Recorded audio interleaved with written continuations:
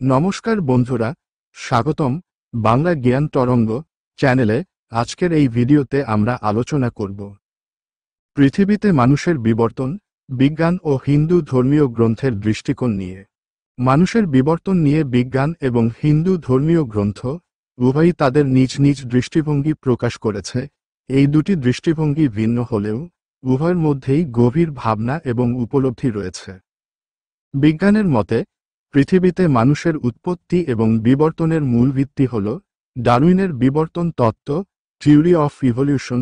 Darwin বলেছেন, জীবনের প্রতিটি প্রজাতি সময়ের সঙ্গে পরিবর্তিত হয়েছে এবং এই পরিবর্তন এসেছে প্রকৃতির সঙ্গে মানিয়ে চলার জন্য। প্রায় ৩.৫ বিলিয়ন বছর আগে পৃথিবীতে প্রথম প্রাণের উদ্ভব ঘটে। এটি ছিল অতি ক্ষুদ্র এককোষী জীবাণু। এরপর ধীরে ধীরে জীববৈচিত্র্যের বিকাশ ঘটে এবং প্রজাতিগুলি আরও জটিল রূপ ধারণ করে। বিজ্ঞান বলে যে প্রায় ৭ মিলিয়ন বছর আগে মানুষের পূর্বপুরুষরা বানর থেকে আলাদা হয়ে যায়। এরপর সময়ের সঙ্গে সঙ্গে হোমো হ্যাবিলিস, হোমো ইরেক্টাস এবং শেষে হোমো সেপিয়েন্স, যা থেকে আধুনিক মানুষ তৈরি হয়।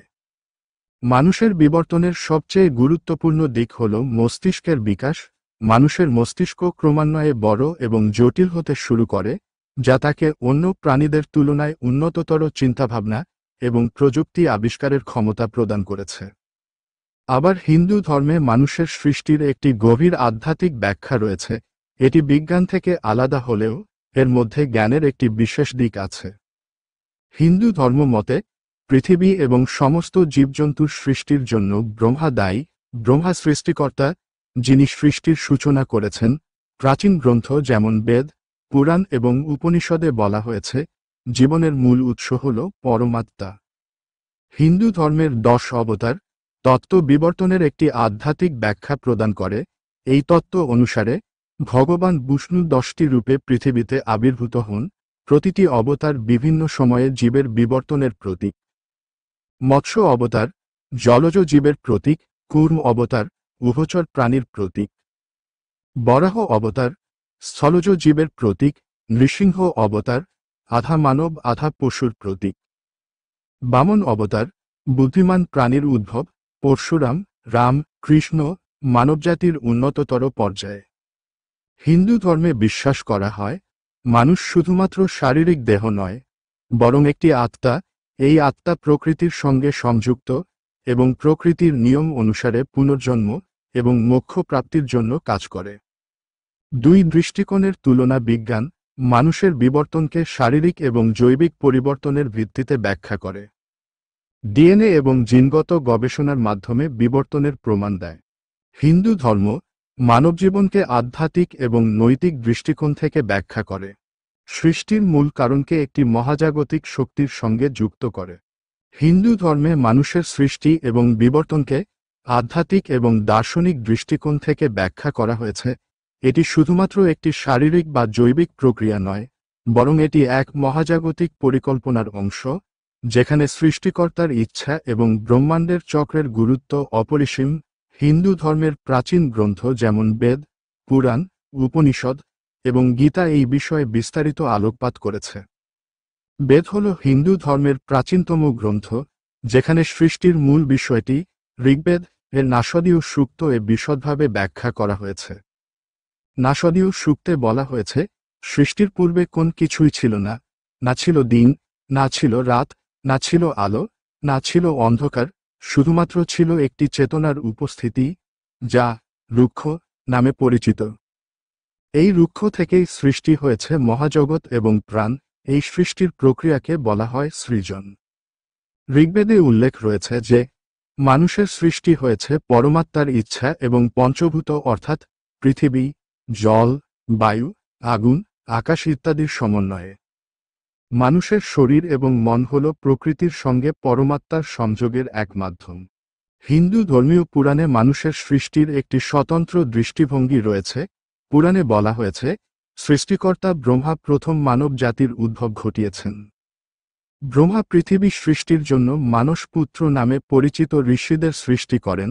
এই ঋষিদের মধ্যে উল্লেখযোগ্য হলেন মরীচি, অত্রি, পুলস্ত্য, পুলহ, ক্রতু, বশিষ্ঠ, নারদ। এরপর ব্রহ্মা প্রথম মানব মনু এবং প্রথম নারী শতরূপাকে সৃষ্টি করেন, এদের থেকেই মানব জাতির উৎপত্তি। পুরাণ অনুসারে মানুষ সৃষ্টি হয়েছে ধর্ম, কর্ম, অর্থ এবং মুক্তি এই চারটি মূল উদ্দেশ্য পূরণের জন্য। মানুষের জীবন কেবলমাত্র জন্ম মৃত্যুর চক্র নয়, এটি আত্মার উন্নতি এবং পরমাত্মার সঙ্গে মিলিত হওয়ার একটি সুযোগ। উপনিষদে মানুষের সৃষ্টিকে অত্যন্ত দার্শনিকভাবে ব্যাখ্যা করা হয়েছে। এটি বলে যে মানুষ শুধুমাত্র দেহ নয়, বরং এটি একটি আত্মার বাহন। উপনিষদে বলা হয়েছে প্রতিটি মানুষের মধ্যে আত্মা রয়েছে, যা পরমাত্মার অংশ।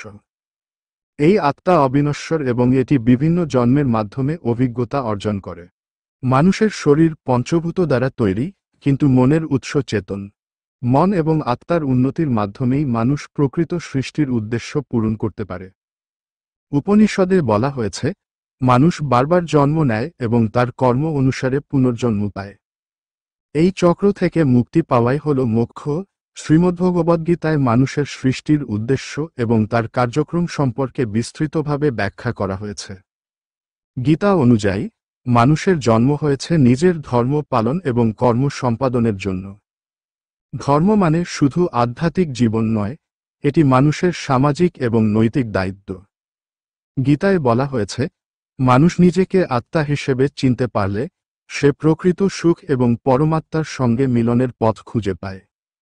গীতায় উল্লেখ রয়েছে যে মানুষ তার চিন্তাশক্তি এবং ইচ্ছাশক্তির মাধ্যমে নিজের ভবিষ্যৎ নির্ধারণ করতে পারে।